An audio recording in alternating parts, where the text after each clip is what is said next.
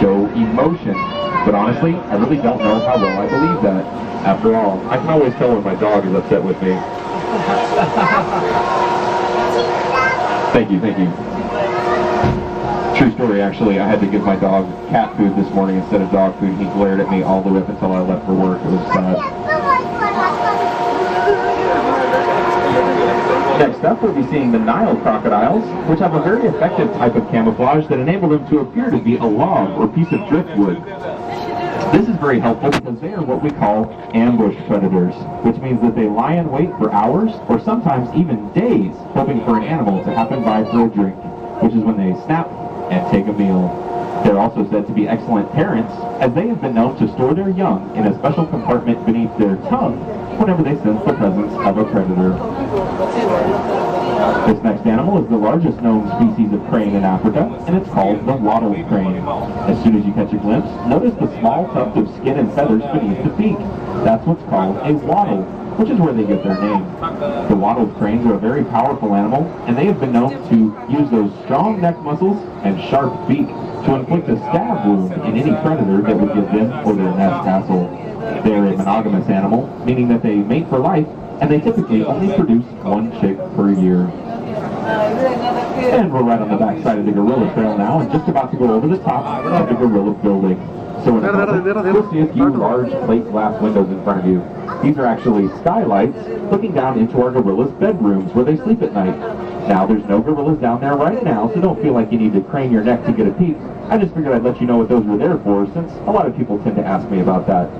Now, something interesting that I learned about our gorillas just recently is that their common name is Western lowland gorilla. However, to scientifically classify them, the family is gorilla, the genus is gorilla, and the species is gorilla. So, their scientific classification is actually gorilla, gorilla, gorilla. Or if we have any mathematicians on board, I like to say gorilla cubed. That's a math joke. This guy's a nerd. I am a little bit of a nerd, but I'm okay with that. Can anybody tell me why gorillas have big nostrils? Because they have big fingers. That's terrible. Okay, anyways, if you notice, we're about to go over the entrance to the giants of the savanna habitat. Be sure and stop in there before you leave, where you can see animals such as our red river hogs and warthogs, lions, elephants, cheetahs, and just by a quick show of hands, has anybody on board here ever wanted to feed a giraffe? At least a couple of you are, right? That's what I thought. Well, be sure and check out the Giants of the Savannah, where you can hand feed our live giraffes.